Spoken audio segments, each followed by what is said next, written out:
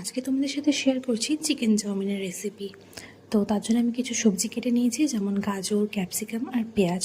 তোমরা চাইলে এখানে আরও কিছু তোমাদের পছন্দ সবজি অ্যাড করতে পারো। তারপর দুটো ডিমকে আমি এরকম স্ক্র্যাম্বল করে ভেজে নিলাম। এবার চিকেন চাউমিন যেহেতু, তাই চিকেনটা ভেজে নেব। চিকেনটাকে আমি আগে থেকে একটু রসুন কুচি, গোলমরিচ, নুন, ভিনিগার আর একটু সয়া সস দিয়ে ম্যারিনেট করে রেখেছিলাম। তারপর এবার চিকেনটাকেও ভেজে নিলাম।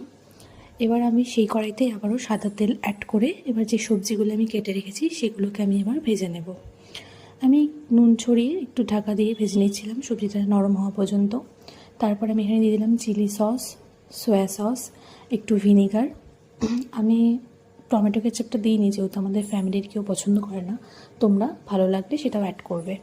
তারপর সেগুলো দিয়ে নাড়াচাড়া করে আমি এবার ডিম আর চিকেনটাকেও দিয়ে দিয়েছি। যখন সব কিছু ভালো মতো মিশে গেছিলো, তার মধ্যে সেদ্ধ করে রাখা চাউমিনটাও দিয়ে দিলাম। এবার দিয়ে দিয়েছি স্বাদ মতো নুন আর একটু গোলমরিচের গুঁড়ো। ব্যাস, সব কিছুকে ভালো মতো মিশিয়ে নিলে রেডি হয়ে যাবে chicken chowmein, egg chicken chowmein. তো আমার তো চাউমিন খেতে দারুণ লাগে।